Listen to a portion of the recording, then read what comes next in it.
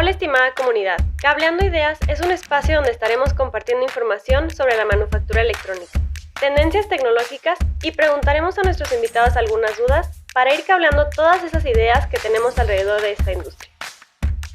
Hola a todos, ¿qué tal? A toda la comunidad de manufactura, especialmente a ingenieros de prueba y usuarios de backend.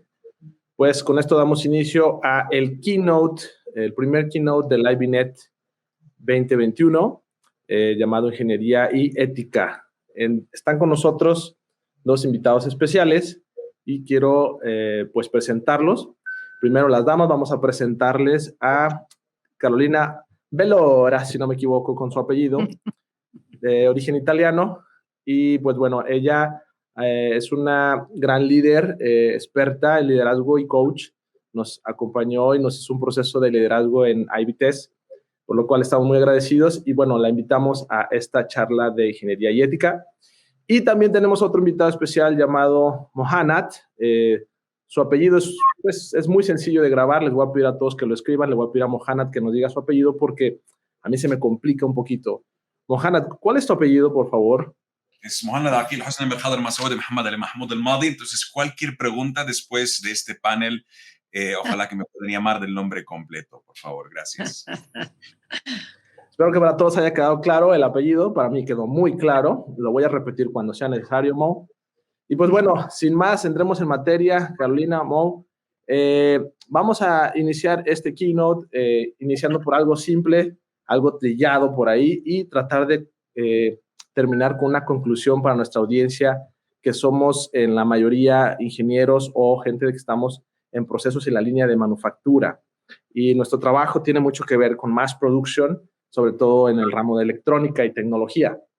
Entonces, pues quiero iniciar con un ejemplo que les había platicado, que tiene que ver con una serie por ahí que vi de Merlí que habla, pues bueno, ahora que está de moda el tema de los coches eléctricos y en muchos automóviles está de moda el tema de conducción autónoma.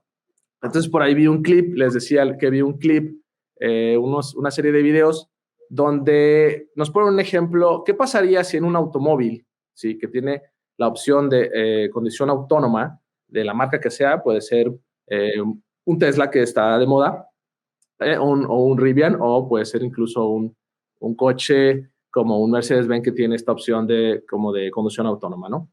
¿Qué pasaría si fallan los frenos? Y, pues bueno, tenemos que está cruzando en la raya peatonal, pues 3 personas por un lado y por el otro lado 5 personas.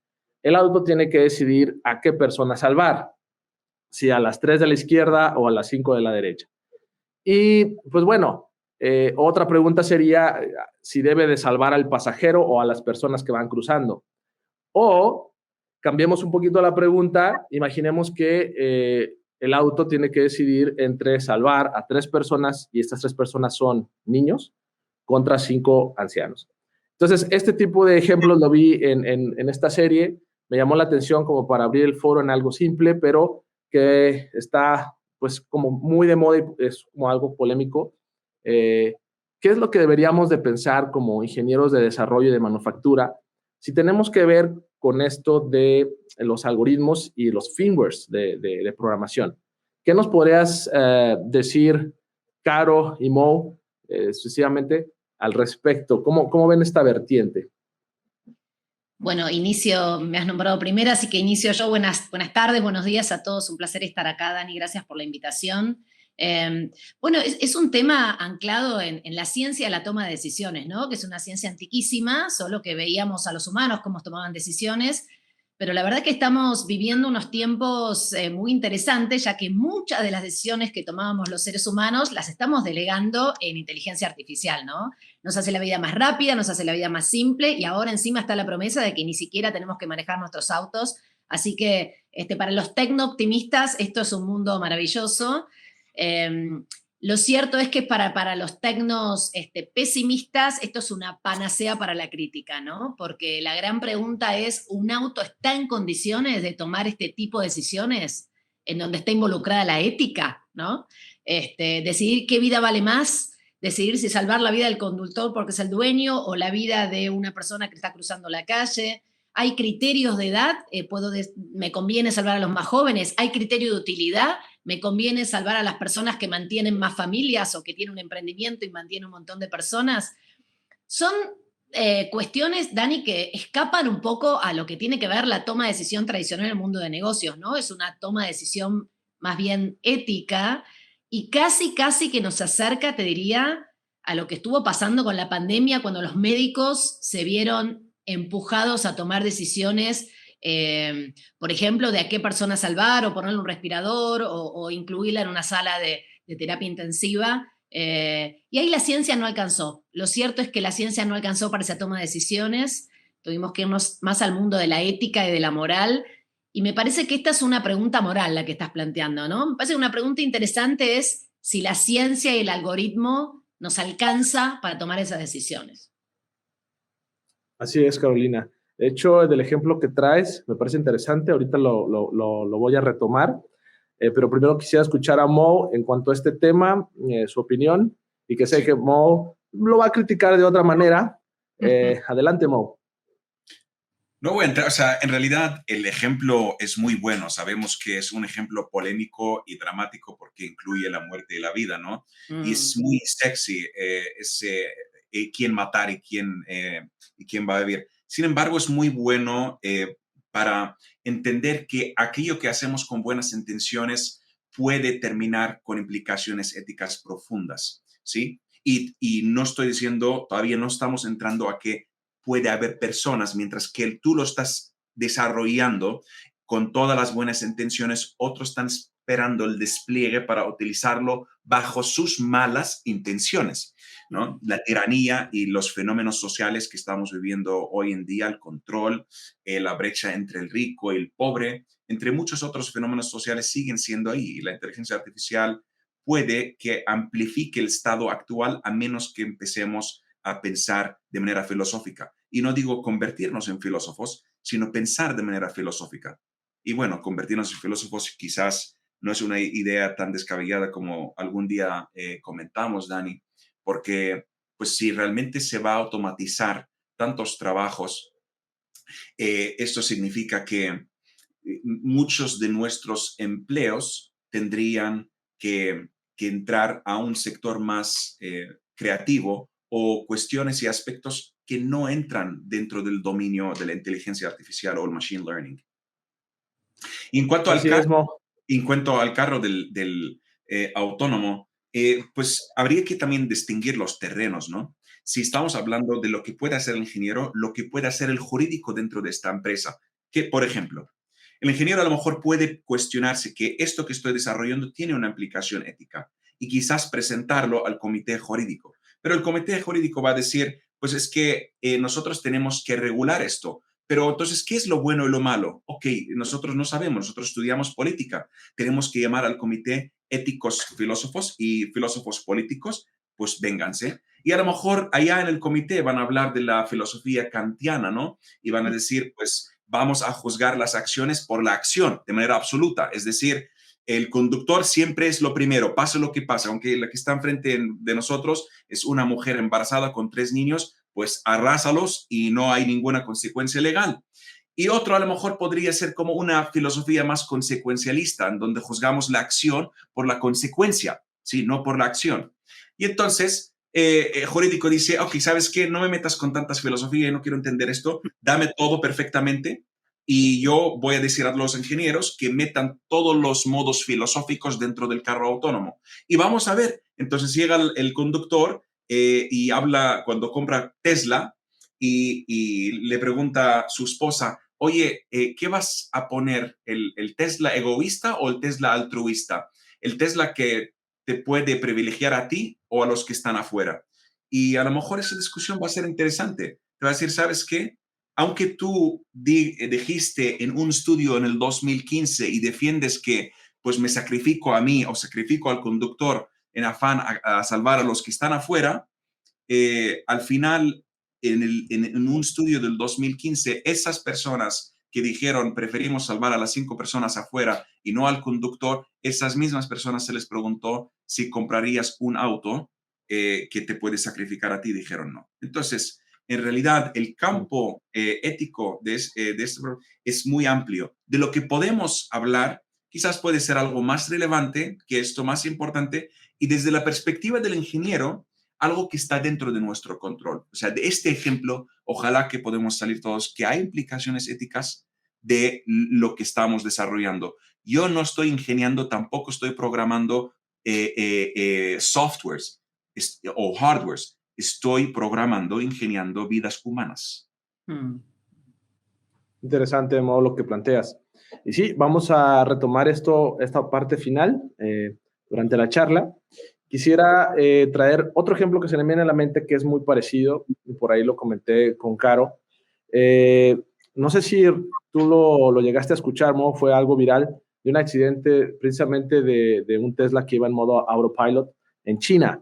Y después de este accidente, estuve leyendo en el artículo, decía que la policía de China empezó a detener a todos los Teslas que circulaban a raíz de este accidente, ¿no? Entonces, es interesante ver cómo lo que fue un error de programación, ¿sí?, que ocasionó un accidente, es muy criticado, penalizado, incluso a lo mejor podríamos decir que es más que un error humano, porque pues hemos visto todos los días en este momento, ahorita está un accidente mortal ocasionado por un error humano, ¿no? Pero pues bueno, pasó un error y fue algo dramático y vámonos contra la marca, ¿no? No sé cómo me puedan orientar en base a estas dos como formas de verlo. Para ustedes, ¿cómo debería de verse o cómo deberíamos de estar adaptando estas nuevas posturas? Porque es lo que vamos a estar viendo pues en un futuro ya presente próximamente a la vuelta de la esquina, ¿no? Qué interesante, Dani, lo que cuentas, y tiene que ver con lo que mencionaba Mo más temprano con respecto a la regulación, ¿no? Hay un señor que se llama Daniel Kahneman, que es el padre de la economía del comportamiento, que estudió muchísimo los sesgos humanos que tenemos al momento de tomar decisiones y puede explicar un poco lo que pasó en China, ¿no? Separaban a los Tesla, o sea, se castigó al Tesla y se castiga mucho más una máquina en términos de error que al ser humano, ¿no? Porque no estamos mirando la cantidad de accidentes automovilísticos en las autopistas de China con la intervención humana. Sin embargo, Kahneman descubrió que somos mucho más exigentes y penalizamos mucho más el error de una máquina que el error de un ser humano. Entonces, me pongo a pensar con esto que hablábamos más temprano. Si el ser humano sale a regular y trata de entonces poner límites a la intervención de una máquina, también está involucrando sus propios sesgos, ¿no?, al momento de regular. Y con respecto a la regulación también hay otro tema importante. ¿Qué pasa con los algoritmos que crean algoritmos, ¿no? Porque ahora tenemos inteligencia artificial que crea inteligencia artificial, la crea muchísimo más rápido que el ser humano. Entonces estamos ante la evidencia de que algoritmos que crean algoritmos al vuelo para solucionar problemas que surgen en el momento y los solucionan en el momento. Imagínense si ponemos una regulación ética humana detrás. Entonces, todas las ventajas ¿no?, de esta aceleración que puedo tener en el desarrollo de inteligencia artificial la vamos perdiendo, ¿no? ¿Cómo regular algo que va ocurriendo en línea? La regulación siempre viene atrás, ¿no? Entonces, vuelvo un poco a esa reflexión de Mo. ¿No será que desde el origen deberíamos entonces poner ciertas limitantes éticas o cierto pensamiento ético al momento del desarrollo de la propia máquina que salir a regular la acción de la máquina más tarde, ¿no? Porque la máquina, en definitiva, no tiene conciencia. Y el otro día conversábamos sobre esto, sobre las leyes de Asimov, ¿no? Que también decían, bueno, un robot no puede lastimar a un ser humano, pero también pensábamos, ¿no? ¿Qué es lastimar para un robot que no tiene conciencia, ¿no? ¿Cómo podemos programar el sentido de lastimar o el sentido de dañar? Entonces es muy difícil regularlo solamente de la inteligencia artificial. Me parece que se nos arma un poco este debate entre o la ética o la ciencia, ¿no?, o el logaritmo. Me parece que es más interesante pensarlo como algo integrado. A partir de la pandemia, un profesor de Oxford que da la clase de ética médica, él decía que no se puede dejar a la ciencia todas las respuestas, que el ser humano tiene que intervenir. Y por supuesto la ciencia debe estar en el centro de la toma de decisión, pero no puede reemplazar este plano ético, ¿no? Y coincido un poco con Mo con esta cuestión más de la conciencia atrás del acto, ¿no? De la conciencia atrás del desarrollo. Entonces pensar que cuando estamos desarrollando, aún desde un punto de vista muy ingenieril, un software, una aplicación, un algoritmo, en el fondo estamos regulando vidas humanas, ¿no? Y es algo para pensar porque pasamos de la tiranía de los reyes o de los poderes políticos y estamos viviendo una especie de tiranía de mentes sintéticas, ¿no? Porque ¿cuántas decisiones tomamos genuinamente nosotros sin estar mediados a través de estas mentes sintéticas, ¿no? En Netflix vemos las series o las películas que nos sugieren, conducimos y estamos ahí atentos al GPS, a lo que nos digan, incluso aún en contra, ¿no? Hay muchos ejemplos de cómo el GPS mandó a gente a lugares peligrosos y murieron. Entonces, interesante preguntarnos si debemos dejar todas las decisiones a una máquina o como seres humanos debemos arrogarnos aún un espacio que tiene que ver con la filosofía, con la ética, con el debate profundo de la conciencia que jamás va a poder estar, por lo menos, aún con la tecnología que conocemos, embebida en una máquina, ¿no? Exacto. Sí, Carolina, ahorita antes de participar, Mo, también por ahí vamos a escuchar a la audiencia y 2 comentarios en relación al tema. Dice Aaron Torres, ¿sería mejor que no hubiera peatones y conductores para minimizar las opciones en la toma de decisión del algoritmo? Bueno, esto quién sabe si se pueda lograr, Aaron. No va a haber peatones, pues quizá desviarlos o que solo conduzcan al trabajo en autos eléctricos, por ejemplo. No lo sé por dónde va tu idea. Y Luis Verdín nos dice, ¿qué tal que cada peatón pudiera tener un sensor en su celular y así los autos puedan detectarlo? Es decir, estamos tratando de buscar soluciones con tecnología a otra tecnología. Es una propuesta de la audiencia. Y pues a todos los que nos escuchan pueden seguir participando en el Type Question para que también Mo y Caro nos den su perspectiva.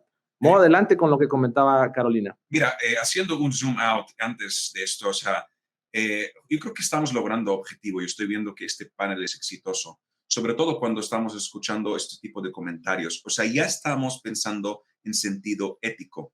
Y cuando hablamos, o sea, ¿por qué hablamos de que el médico tiene que tener ética? El psicoterapeuta tiene que tener ética, porque hay una relación asimétrica de vulnerabilidad. Él te conoce más lo que a ti tú te conoces. Tú estás compartiendo algún input, alguna información, y esa información para el psicoterapeuta está de alguna manera detectando varias de tus vulnerabilidades, está conociendo tus deseos. Imagínate lo perverso que es si este psicoterapeuta dice, voy a utilizar todos tus deseos o tus vulnerabilidades que tú no sabes de ti mismo, no sabes qué significan, ¿sí? Porque yo tengo más conocimiento cuanto a eso para fines comerciales o para aprovecharme más de ti, ¿sí? Y hay que entender que lo que estamos viviendo no es un psicoterapeuta que está enfrente, sino un poder computacional de inteligencia artificial que nos vigila 24/7 y nos acompaña a los lugares más íntimos, como por ejemplo el baño cuando nos estamos descargando o en la cama. Sí, lugares que a veces ni siquiera esos son los tiempos de máxima soledad. Y conocen cosas de nosotros que nosotros no podemos imaginar. Y más allá de los clics que yo estoy diciendo, sino que hoy en día hay muchos indicadores y data biométrica que pueden tomar, pero tremenda, de una cámara regular y un micrófono, ¿sí? Y sabiendo todo lo que sucedía a tu alrededor durante esto, generan patrones y reconocen patrones y reglas que pueden hacer predicciones y venderlas de cómo Daniel se va a sentir incluso, si pueden leer el trabajo de Rosalind, de la computación afectiva. Es tremendo. Pueden hacer predicciones de cómo vas a sentir y pues bueno, ahí quien tiene más poder que tú te va a manipular, como el ejemplo del psicoterapeuta. Entonces, la pregunta política que nunca he escuchado en las elecciones, o sea, es tremendo cómo hablan del terrorismo, hablan de otras cuestiones que son más del medieval o son de tiempos que mejor nos hemos estado acostumbrados a ello. ¿Sí?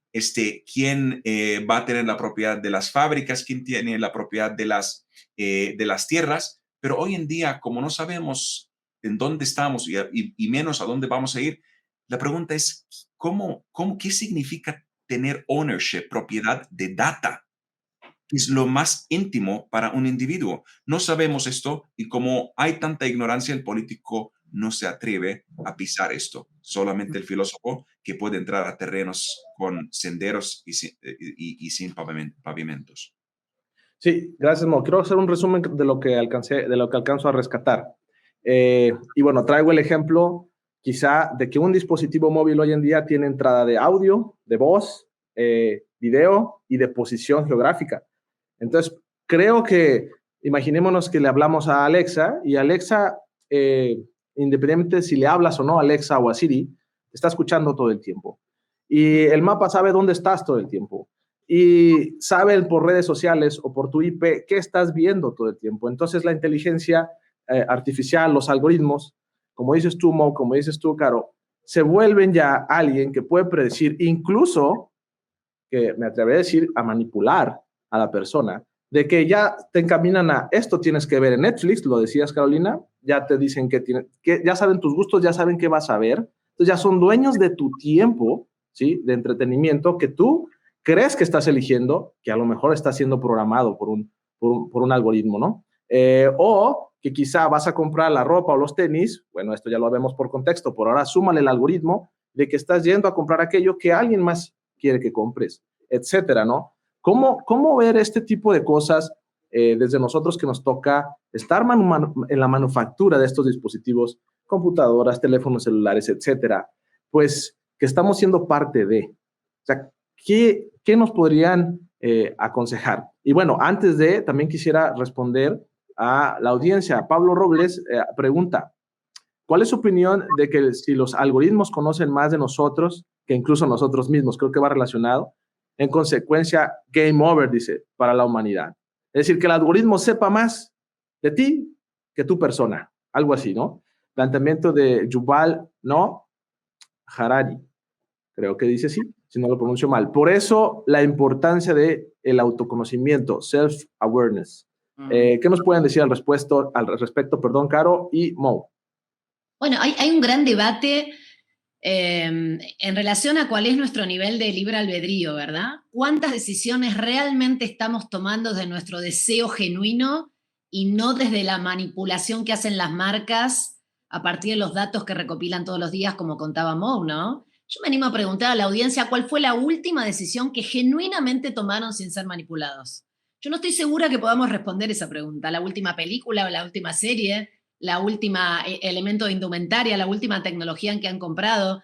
Creo que estamos absolutamente mediados por estas mentes sintéticas y por supuesto que manipulados, digamos, eso ya no hay discusión que esto es así, que las marcas no manipulan para lograr rentabilidad económica, ¿no? Incluso a costa de nuestro propio perjuicio, ¿no? Digamos, hay cosas que compramos que no necesitamos para impresionar a gente que no nos interesa, y ahí vamos. Es un poder enorme el tema de los datos, por eso creo que la filosofía, y retomo lo que decíamos, debería ser un ejercicio no solamente de ingenieros, creo que debería ser una materia enseñada en todas las escuelas, ¿no? Cómo seguir siendo libres y no dejarnos manipular por lo que se llamaba en la filosofía a principios del siglo XX los aparatos del Estado, ¿no? Ahora tenemos un nuevo aparato del Estado, que no son los políticos, que no son las empresas, no es el poder económico, son los datos, y son las millones de influencias y de mecanismos que tenemos para, a través justamente de los mecanismos de inteligencia artificial, ¿no? Me parece que es interesante pensarnos a nosotros mismos y no dejarnos influenciar tanto, ¿no? Y por el otro lado, quienes se dedican y nos dedicamos a trabajar con personas, desde mi lugar como coach y como terapeuta, me gustó mucho la analogía que hacía Mo, y desde ustedes que desarrollan y diseñan tecnología que tiene el potencial de manipular personas, creo que es imparable, ¿no? Es imparable el poder que puede tener un terapeuta, es imparable el poder que tiene tener la tecnología. Creo que hay una responsabilidad ética. No es un tema menor, hace varios años que nos estamos preguntando cuál es la responsabilidad ética de las empresas, de los políticos, de los poderes. Que podamos hacerlo tecnológicamente no necesariamente implica que lo debamos hacer, porque muchas de las cosas que tecnológicamente podemos hacer van en contra del beneficio de la humanidad. Ahí uno de los participantes decía game over para la humanidad, ¿no? Bueno, empezar a pensar la tecnología no como un ejercicio narcisista y egocéntrico de diseñar todo lo que puedo diseñar como ingeniero, sino pensar que lo que estoy diseñando genera un impacto positivo o no a la humanidad, ¿no? Me parece que esa es una pregunta interesante desde el lado de los desarrolladores. Me encanta lo que dices, Caro. Y tomando también, partiendo de la pregunta de Pablo, el tema de la autoconciencia. De hecho, la autoconciencia, cuando hablamos de gobiernos y empresas cuyos modelos de negocio, modelos políticos, se basan en conocerte a ti más que a ti mismo, ¿sí? Para aprovechar y venderte ideas que a lo mejor no serían tan alineadas para tu bienestar a largo plazo. Y lo más sucio te lo venden como si fuera para tu bienestar, ¿no? Por eso, y también lo que decía Yuval Noah Harari, que las personas más fácil de manipular son los que se creen que son no manipulables, ¿sí? Y la competencia más fuerte para estos gobiernos y empresas no son otros gobiernos o otras empresas más grandes, sino la propia autoconciencia del individuo. Por eso quizás está dentro de nosotros. Nuestro campo de control como individuos son nosotros mismos. Tú como ingeniero, tu campo de control sale también al desarrollo tecnológico. Si quien nos está escuchando tiene un poder político, podemos tener otro panel para hablar de implicaciones e influencia política, lo que podemos hacer en ese terreno. Ahora, en términos de la manipulación, hay un trabajo muy sucio de lo que sucede, ¿verdad? Porque tú puedes ver tantas opciones enfrente de ti como un buffet, ¿sí? Y crees que por tantas opciones tienes la libertad de albedrío, pero no sabes que la manipulación viene en la búsqueda, en el mismo hecho de irte al buffet. Y voy a dar una explicación un poquito más breve.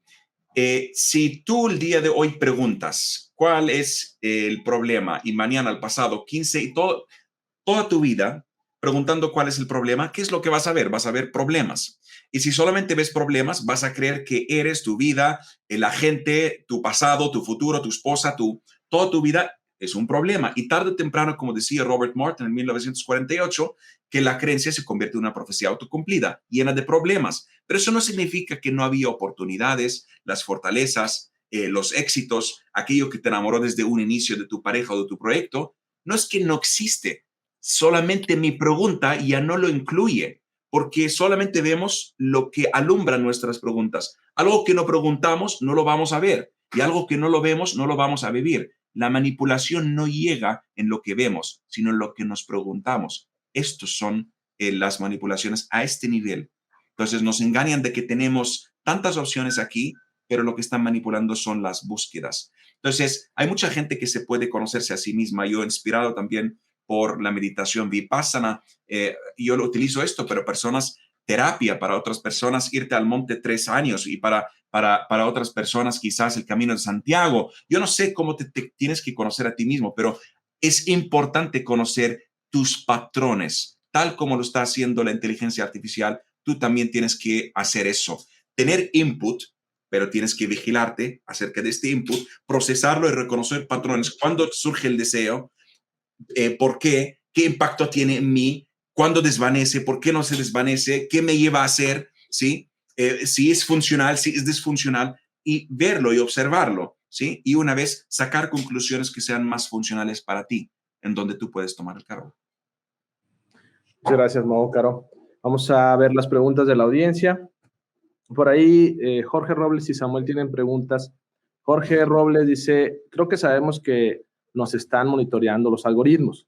Depende de nosotros si aceptamos eso con tal de tener ventajas en cuanto a información que obtenemos a cambio.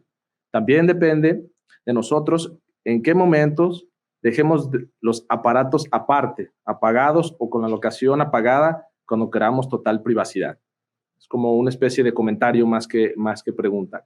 Y Samuel Rodríguez pregunta ya del tema del inicio. ¿Pueden estos autos inteligentes evaluar acciones, facciones, edades y así evaluar qué hacer? ¿A estas evaluaciones se les puede llamar ética? ¿Qué le podemos contestar a Samuel? No, Caro, adelante. Creo que ética tiene que ver con los lineamientos para tomar decisiones, ¿no? Me parece que cuando el auto se va refinando en su capacidad de censar una situación o de analizar una situación, no necesariamente eso deriva en una toma de decisión, ¿no?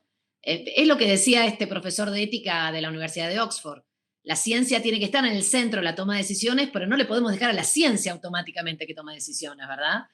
Creo que podemos trabajar en perfeccionar y hacer una buena evaluación de quién tenemos adelante, de qué edad tienen, de si alguna persona está embarazada, de cuáles son, incluso podríamos analizar cuáles son el potencial de desarrollo económico, cuántas personas están a cargo de la persona. Creo que esto desde el punto de vista de la información, eso es fácilmente accesible.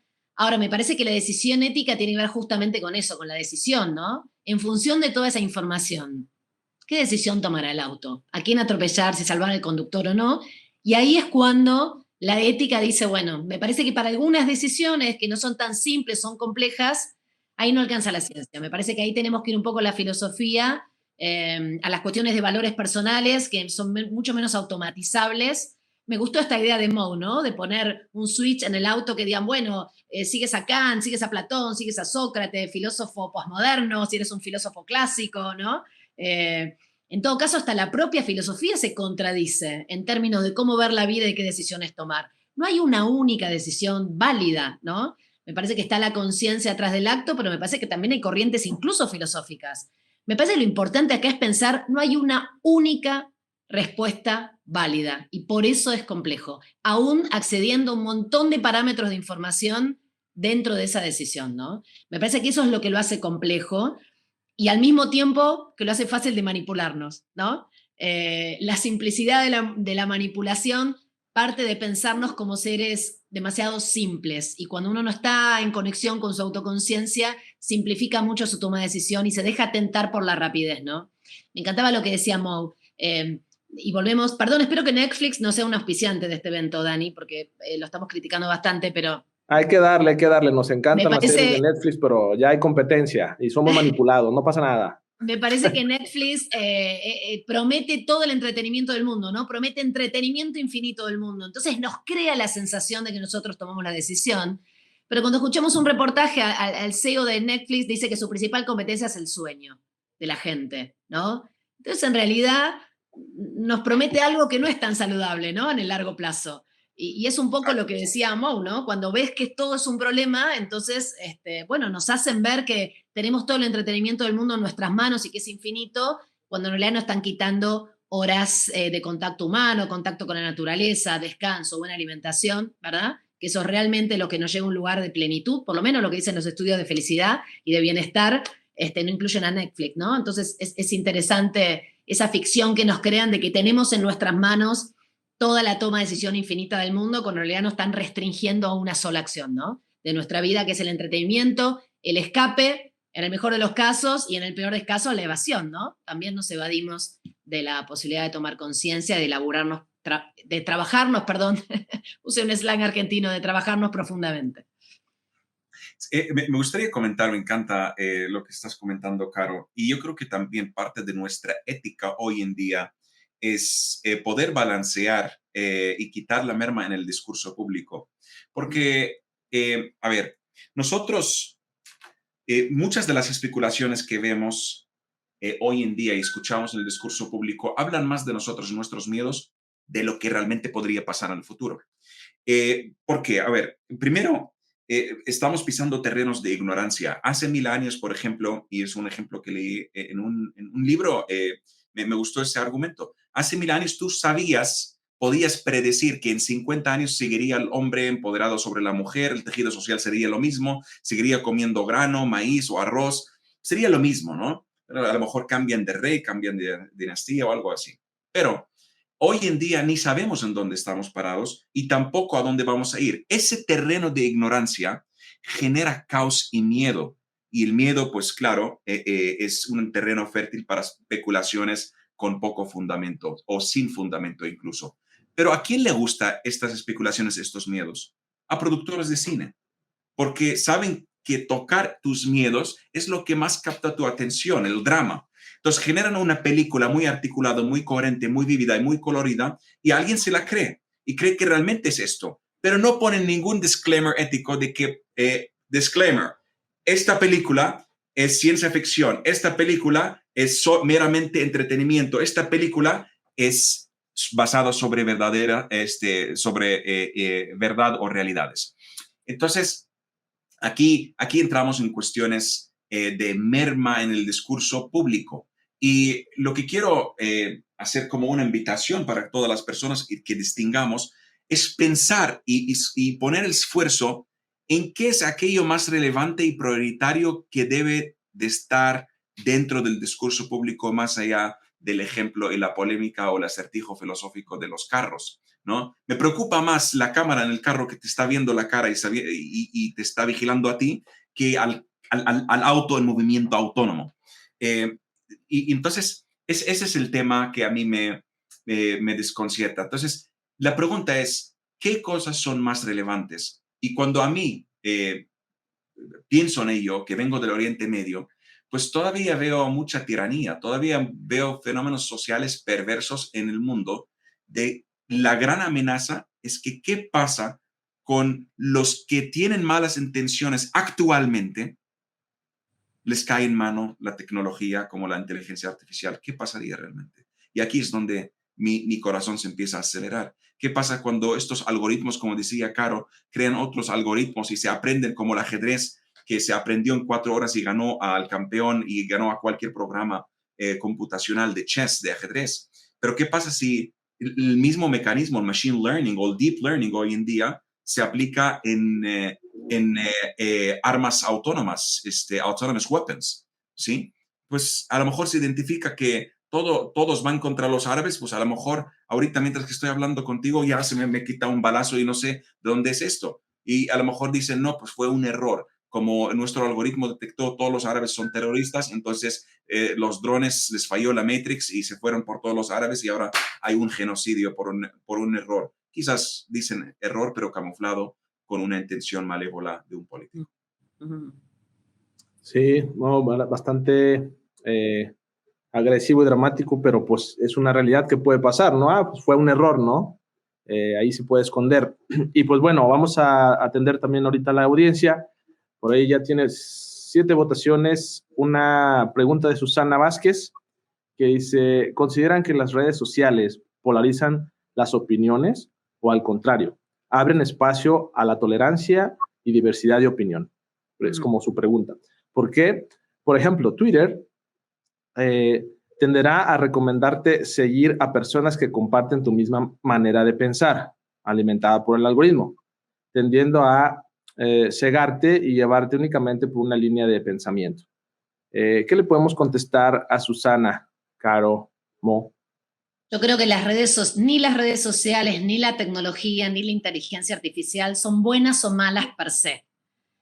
Yo puedo escuchar las sugerencias de Netflix, las sugerencias de las redes sociales, de Twitter, puedo escuchar las sugerencias publicitarias de que tengo que tomar un determinado refresco y puedo elegir no hacerle caso. Puedo elegir otra línea de acción, puedo elegir seguir a otra persona. Entonces, volvemos, creo que hay acá un patrón, ¿no? Volvemos a hablar de la autoconciencia, del autoconocimiento y de educarnos para no ser manipulables. A mí me parece que las redes sociales pueden ser las dos cosas. Pueden ser una plataforma para democratizar el acceso a la opinión, a conectarte con una tribu, a acceder a información. A mí me parecen fascinantes desde ese punto de vista. Ahora, cuando tú crees que las redes sociales son la verdad revelada, que no hay otro punto de vista, que entonces tienes que seguir lo que dicen ahí, bueno, ahí tienes los atentados, ¿no? Los fundamentalismos, los dogmas. Entonces, me parece que como plataforma son positivas si uno la usa con responsabilidad y con conciencia. Si uno la usa para manipular los pequeños terrores de la humanidad, para llegar a gente dormida, con poca conciencia, entonces puede hacer desastres, ¿no? Me cuesta pensar un mundo sin la tecnología, porque también la tecnología nos salva de un montón de cuestiones, ¿no? La verdad que sí. La tecnología en medicina, en el acceso a información, en hacer público lo que está pasando en los países que están oprimidos, me parece que gracias a la tecnología nos enteramos de un montón de cosas que en tiranías del pasado era más difícil de enterarse, pero también con la misma tecnología que salva, con la misma tecnología mato, ¿no? Entonces, me parece que no tiene que ver ni con las redes ni con la tecnología, sino la conciencia detrás del creador, pero fundamentalmente la conciencia detrás del usuario, ¿no? Me parece que hay una doble conciencia ética ahí que es importante remarcar. Exacto, me encanta, me encanta. Bien, gracias, Carolina. Vamos a revisar algunas preguntas de la audiencia. Por ahí, Juan de Dios Flores dice, el aprendizaje de la inteligencia artificial está muy limitada en estos momentos, ya que está basada en tus búsquedas. Por lo tanto, si tu rango es muy limitado, sus opciones, sus sugerencias seguirán siendo limitadas. Es un comentario. Ramón Padilla dice, entonces la ética artificial, ¿en qué se basa? En 50% lógica y 50% la ética moral del desarrollador? ¿Cómo se validaría la vida humana en un sistema artificial? Pregunta Ramón Padilla. ¿Qué le podemos decir, Mo? Claro. Repite la pregunta, a ver, esta Sí. última pregunta. Dice, es como una pregunta si, entonces la ética artificial, ¿en qué se basa? ¿Es 50% lógica y 50% la ética moral del desarrollador? O sea, el que programó el algoritmo. ¿Cómo se validaría la vida humana en un sistema artificial? A mí me encanta esa pregunta porque justamente estamos entrando en terrenos filosóficos muy profundos que fueron preguntas milenarias. ¿Qué es lo justo? ¿Qué es lo bueno? ¿Qué es lo malo? ¿Qué es lo apropiado? ¿Qué es lo no apropiado? Y para eso, pues, por lo mismo vemos que y pensamos en filosofía como estas personas con barbas que se pasan horas hablando, tomando algunas bebidas, que es lo que significa el simposio. Por lo mismo, porque son diálogos muy profundos y se tienen que pensar en relación al contexto en donde yo estoy viviendo qué es lo bueno y qué es lo malo, qué es lo justo, qué es lo injusto. Pero hoy en día, y me encanta esa pregunta porque estamos hablando de un fenómeno global y eso lo hace más difícil, qué es lo bueno, qué es lo malo, ¿sí? Entonces, aquí, si la inteligencia artificial le delegamos la decisión para que se tome el input de todo lo historial del pasado, solamente va a replicar y amplificar los fenómenos que estamos viviendo. Toma, por ejemplo, Amazon. Amazon dijo que pues vamos a pensar en los top empleados, vamos a hacer el recruitment, vamos a hacer reclutamiento a través de la inteligencia artificial. Y pues, ¿cómo vamos a alimentar el algoritmo? Pues exponlo a todos nuestros historial de empleo. Entonces, salió el outcome completamente descartadas las mujeres. ¿Por qué? Porque se ve que en el historial había un sesgo favoreciendo al hombre más que la mujer. Entonces, fue un fenómeno muy raro. ¿Por qué no tenemos ninguna sugerencia de una mujer? Ninguna. La inteligencia artificial dijo, pues bueno, fue un fenómeno. Entonces, ahora depende de nosotros, con el data que queremos alimentar, si el algoritmo va a tomar una decisión más ética, más apropiada o no. Ese es un tema interesante, ¿no? También a debatir. Y pues hay un terreno muy amplio para hablar de eso. Gracias, ¿no? Otra pregunta, esta es por Jorge Aguilar, dice, buscando rápidamente en Google el futuro de los autos autónomos y el primer resultado que arrojó fue el siguiente. El 90% de los accidentes automovilísticos se deben a errores humanos. Los coches autónomos eliminarán la fuente clave del error humano, ya que no cometerán errores de juicio. Según la investigación, los vehículos autónomos podrían salvar 29.447 vidas al año, al reducir, me imagino que son 29,000 vidas al año, al reducir los accidentes de tráfico. ¿Qué opinan al respecto? Dice Jorge, ¿qué otros factores deberían entrar en la ecuación para estar en ese punto? Jorge, qué interesante, porque accediste a Google y buscaste un informe que seguramente debe estar lleno de sesgos. Cualquier informe que planteemos en este debate es una versión parcial de un problema muchísimo más complejo. ¿Desde qué lugar tomaríamos la decisión de los autos autónomos? ¿Para reducir accidentes? ¿Para generar menos impacto en el medio ambiente? ¿Para reducir el costo de mantenimiento de ciudades? ¿Para mejorar la vida humana? Depende del punto de vista donde lo tomes, el auto autónomo es bueno o malo. Hay un montón de políticas que se llaman las políticas de la última milla, ¿no? Y hay estudios que dicen que la mitad de los 15 billones de millas que hacemos en un año a nivel mundial se podrían resolver o eliminar con políticas que no tienen que ver con tecnología, ¿no? Con políticas que tienen que ver con las ciudades de una milla, con la cercanía, con regulaciones que no tienen siquiera que ver con la autonomía, ¿no? Por eso depende, de vuelta, esto es un buen ejemplo de lo que hablamos como más temprano. Tienes Google y entras rápidamente porque estás en una conferencia. El primer estudio que tomas, seguramente, de los que aparecen en los primeros 10 resultados, ¿no? No necesariamente esos son los estudios que tienen una mejor muestra, que tienen una mejor investigación, que tienen una... No lo sé. Me parece que es un tema lo suficientemente complejo para solamente abarcarlo desde un atributo, que es la disminución de accidentes, ¿sí? Porque todo lo que disminuimos de accidentes, la vida es costo y beneficio, ¿no? qué estaremos impactando, ¿no? Estamos en un sistema, entonces una pequeña modificación tiene un montón de impactos exponenciales en un montón de otros lugares. Me parece que es un fenómeno lo suficientemente profundo para no verlo solamente desde una arista. Y si te fijas lo que pasó con la pandemia, que es muy reciente, es un fenómeno complejo a nivel mundial, ¿no? Como los accidentes de autos, todos los comités que se armaron a nivel político, a nivel mundial, es un conjunto de disciplinas. Entonces, una cosa es mirarlo de la medicina, otra cosa es de la economía, otra cosa es público, otra cosa es de la... Cuando un tema es lo suficientemente complejo, verlo solamente con el prisma del nivel de accidentes y lo que puedo reducir, es peligroso porque también está sesgando la toma de decisiones, ¿no? Mire, yo estudié economía en los 90 y todo lo que estudié hoy está siendo debatido, ¿no? Parece que somos seres muchísimo menos racionales de lo que pensábamos, que somos seres fundamentalmente emocionales, y Daniel Kahneman que yo les mencioné hoy habla de una economía del comportamiento, ¿no? Que estamos llenos de sesgos. Entonces también tenemos sesgos al momento de hacer estos estudios. Me parece que una pregunta interesante es, no se pueden eliminar, pero por lo menos considerar desde qué sesgo estoy haciendo estas aseveraciones que luego llegan a inversiones y a políticas públicas de impacto para un montón de gente, ¿no? Es una responsabilidad enorme las que tenemos si estamos metidos en este ámbito político o en el ámbito tecnológico del desarrollo, ¿no? A mí me encanta lo que dices, Caro, porque, o sea, es algo que habíamos comentado, me acuerdo con Daniel, ahí tuvimos un chat, y la razón por la cual el tema del acertijo filosófico de los carros, quién matamos a quién y si son 5, si son 3, yo lo veo simplista por el sentido que trata a esta cuestión tan compleja y profunda en el sentido ético como una entidad meramente matemática. Y eso es un peligro. Puede ser correcto incluirlo, o sea, debemos de incluir el aspecto matemático, pero no es solo esto, ¿sí?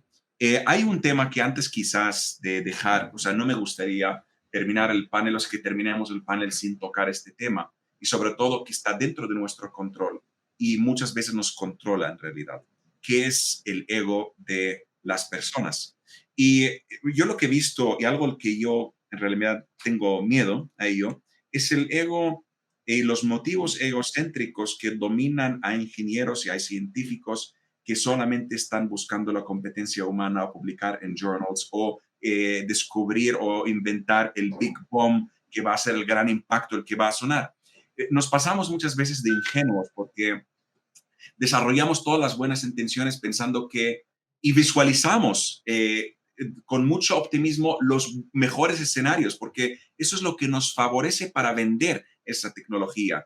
Y no nos conviene tanto ver los obstáculos que son, por ejemplo, implicaciones éticas que podrían frenar el progreso hacia nuestras metas. O sea, a mí me sorprende muchísimo cuando leo el libro de James Watson, cómo está repleto de motivos egocéntricos de cómo quiere llegar a la doble hélice, al descubrimiento, al premio Nobel antes de Paul Linus. Y además, o sea, algo que a mí me sorprende, que ni siquiera fue su invento a James Watson, sino de una mujer que sacrificó su vida con tantos rayos y tantos radiaciones en su laboratorio para descubrirlo, para al final, como fue y sigue muchas veces como mundo de hombres, pues la demeritaron, murió y ellos tomaron el premio Nobel y ni siquiera la mencionaron. Una tecnología, un descubriendo de tanta implicación, es un parteaguas humano, el ADN, descubrir el ADN, para realmente estar repleto con motivos y rebajado motivos egocéntricos. Eso es lo que a mí me preocupa mucho. El no preguntarnos el para qué estamos haciendo o qué implicación tiene porque estamos inmersos en la competencia humana o porque queremos ganar o porque queremos llegar primero. Interesante, Mo, hablar del tema del ego, el cuestionarnos el por qué, el para qué, de lo que estamos haciendo. Y creo que podemos regresar al tema de, creo que lo mencionaba Carolina al inicio, hoy en día la pandemia nos puso una situación de que no había suficientes camas en los hospitales, ¿no? Resulta que había que salvar al anciano o al joven que llegaba por oxígeno. ¿Cómo se tomó esta decisión? ¿Por qué se decide entre uno y otro? Sabemos que hay ancianos, incluso personas con diabetes, que la han librado. ¿Por qué decir que el joven sobre el anciano? ¿Qué fue lo que se consideró? A eso lleva a un ámbito pues, de la medicina. A lo mejor un doctor tendría que tomar esa decisión de a quién salvar, ¿no? Ahora, ¿qué aplica para un ingeniero de pruebas, de proceso, de desarrollo mecánico, de manufactura? ¿Qué nos aplica? ¿Qué es lo que tenemos que decidir? ¿Qué análisis tenemos que tomar en cuenta? Adelante, Caro. No. Yo creo que lo que tú acabas de decir, Dani, ¿para qué estamos haciendo lo que hacemos? No tanto pensar en el hecho real del desarrollo, que puede ser muy fancy, puede ser muy narcisista y puede darnos fama y notoriedad y publicar, sino cuál es el impacto de lo que estoy desarrollando para el grupo social cercano, amplio, la sociedad en general. Me parece que las cosas no tienen valor por lo que son, sino por lo que generan, ¿no?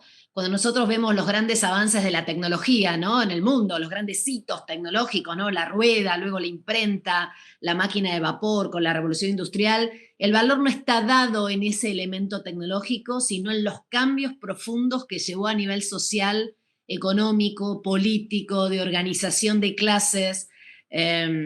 Me parece que cuando estamos muy metidos en el ámbito de la tecnología, también lo digo por mí, o en el ámbito de nuestras profesiones, nos enredamos y nos deleitamos un poco en nuestros propios desarrollos sin pensar en el impacto que esto genera a largo plazo, ¿no? Estoy pensando en la máquina de vapor y en estos primeros telares automáticos en Japón con la familia Toyota, y pensaban, bueno, esto beneficia a mi madre, ¿no? Porque nació el telar automático de Toyota, nace para beneficiar a la madre del creador, y terminó impactando en una industria completa, ¿no? Generando una industria completa, que es la industria del auto, y cambiando la manera absoluta de distribuir productos, servicios en el mundo. Entonces, bueno, no tanto pensar en el producto que estoy haciendo, en el diseño, en el código que estoy metiendo, sino en el potencial de impacto positivo o negativo. Me parece que en el largo plazo el valor de lo que hacemos no tiene que ver con el elemento tecnológico que dejamos, sino con impactos, en definitiva, humanos, sociales, públicos que estamos generando con ese desarrollo, ¿no? Me parece que pensar más en términos de impacto y no tanto de tarea o de elemento de código, ¿no? Sino qué impacto va a generar ese código. Sí. O sea, me encanta lo que dices. También, y regresando a la pregunta, Dani, yo preguntaría a las personas, hoy en día la sociedad, ¿quién ve más importante que otro? ¿Cuál es la jerarquía real y no legislativa? Entonces, yo creo que eso va a funcionar. Quizás el que se apellida no sé qué cosa, quizás el que tiene poder más político, quizás el que tiene más contacto. Entonces, quizás el estrato social, no sé, o sea, voltéate a la realidad que se está viviendo ahora. Y eso es muy probablemente la decisión se va a tomar desde la realidad y no desde lo ideal. Lo ideal está, pero yo creo que muy pocas decisiones se toman con base en lo ideal. Se camuflan y se le da la vuelta y decimos, eso es lo que tenemos, lo ideal. Pero eso es la corrupción darle la vuelta a lo ideal, a lo que realmente nosotros decidimos que sería ideal para la sociedad. Entonces, y viajamos para sociedades más justas. ¿Y en qué sentido más justas? Que cuando dicen que se va a hacer esta ley, se va a respetar y no se le va a dar la vuelta. Entonces, yo no sé, en el tema de hospitales, si es relevante hablar que si sería realmente esa disyuntiva en Holanda o a esa disyuntiva en México. La respuesta sería muy diferente, porque te podría dar una respuesta desde lo ideal, pero no desde lo real. Desde lo real te voy a decir, cuéntame qué hace, dónde vive, en Colonia Santa Friki, o no sé cómo se llama, y el otro, no, pues es que vive en no sé qué colonia más tal, es empresario el otro, ok, pero el cuate que vive en esa colonia tan pobre y no tiene tanto impacto en la sociedad y no tiene tantos contactos e influencia, es joven y tiene toda la vida enfrente y goza de más salud. El otro se ve que está a 2 pasos de su tumba.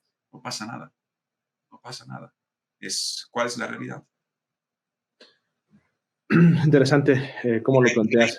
Y la idea es cómo podemos ingeniar ética de manera que podamos influir en la perversa realidad que estamos viviendo. No digo que está todo infierno, pero sí hay cosas que si detectamos, la respuesta no la tenemos. Nosotros venimos a plantear preguntas, porque en realidad algo que decía Peter Drucker decía, el peligro no está en encontrar la respuesta incorrecta. El gran peligro está en plantear la pregunta incorrecta. Y aquí a lo mejor tratamos, ¿no?, de dar respuestas a un acertijo de qué va a pasar en el hospital o qué va a pasar en un carro autónomo. Ni siquiera estamos lejos de ver nuestra ciudad con completa vialidad autónoma. Pero sí plantear preguntas que cuando llegan, cuando enfrentamos a cualquier situación actual incluso, podemos pensar de manera ética. Aunque estas preguntas éticas pueden enlentecer o nos alejan un poquito de nuestros objetivos. Interesante, escuché una palabra, ingeniería ética, como desarrollar ingeniería enfocada a la ética. Me llama la atención. Voy a leer algo de la audiencia. Bueno, Jesús Enrique Reyes dice, ¿qué opinan de la situación de la mano de obra por la automatización industrial, principalmente para países tercermundistas, donde la industria es una de los... Se me movió, va avanzando la votación.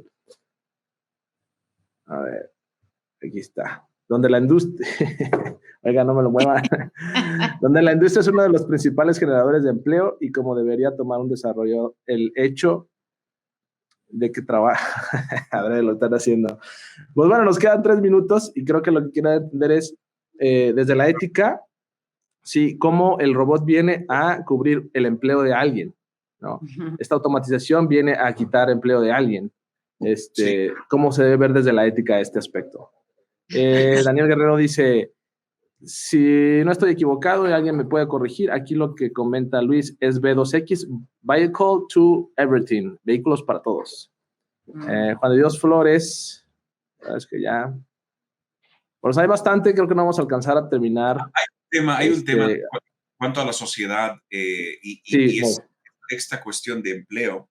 Y es difícil, también hay que plantearla desde el lugar en donde estamos. Por ejemplo, en México sí estamos amenazados de alguna manera. Esta persona que está trabajando en operación, si realmente se vuelve irrelevante su conocimiento en 20 años, entonces la pregunta es, ¿qué debemos de enseñarle a esta persona? ¿Sí? ¿Qué debe de haber para esta persona? Si realmente, ¿qué debería de desarrollarse como software engineer? ¿Tendría que volverse ingeniero a sus 50 años? Entonces, esa es una pregunta bastante complicada. Quizás para países a lo mejor más desarrollados podrían tener respuestas más desde la parte del gobierno, que quizás estas personas que se han vuelto irrelevantes y se pueden justificar, se les puede dar un sueldo de toda la riqueza que se está concentrando alrededor de los hélices, de Silicon Valley o de los softwares o donde se genera la data. No sé, todavía no sabemos. Interesante. Recién una de las personas de la audiencia te decía autos para todos, ¿no? Y yo pensaba, este es un eslogan de Henry Ford, ¿no? Henry Ford les pagaba el doble la jornada a sus trabajadores para que pudieran comprar los propios autos que ellos producían, ¿no? Autos para todos. Y pienso en Ford y pienso que en el momento que él creaba los autos debería haber un montón de negocios alrededor del uso del caballo como medio de transporte, temiendo por perder sus empleos, ¿no? Esta es la historia de la tecnología cuando viene a cambiar el mundo productivo. No es nuevo, no es nuevo. Es verdad que ahora hablamos del futuro del trabajo y están estas versiones distópicas de que se va a cambiar el trabajo y que entonces no tendremos sentidos en la vida, entonces nos tendrán que pagar un salario universal. Bueno, hay muchísimas teorías, creo que Dani da para un keynote aparte que hable solo del futuro del trabajo, pero me parece que me gusta verlo como también un poco más optimista como lo vemos, ¿no? Hoy estamos hablando del upskilling y el reskilling, ¿no? El Banco Mundial en el 2018 sacó un estudio muy bueno, de vuelta, sesgado, el Banco Mundial, que habla el 6% de todos los puestos a nivel mundial van a requerir un desarrollo de nuevas habilidades, ¿no? El mundo está cambiando muy rápidamente. Me parece que es parar el sol con la mano, la tecnología va a seguir avanzando y... Dani. Y time. Pues bueno, tenemos que despedirnos porque tenemos otras actividades a continuación. Y no sin antes agradecer principalmente a Carolina y Mo que nos acompañaron en toda esta experiencia, todos estos puntos de vista, personas como ustedes que les encanta el coach, que leen, que están al día, que se cuestionan, que reflexionan entre el autoconocimiento. Me encanta, los quiero mucho. Y a toda la audiencia en general, por sus comentarios, sumamos cerca de 70 personas en este keynote en tiempo real. magnífico de diversas partes de México, de manufactura, de testing y backend. Gracias a todos. Hasta la próxima. Gracias. Thank you so much. Gracias por la invitación. Gracias. Gracias. Gracias, Caro. Gracias, Mo. Gracias.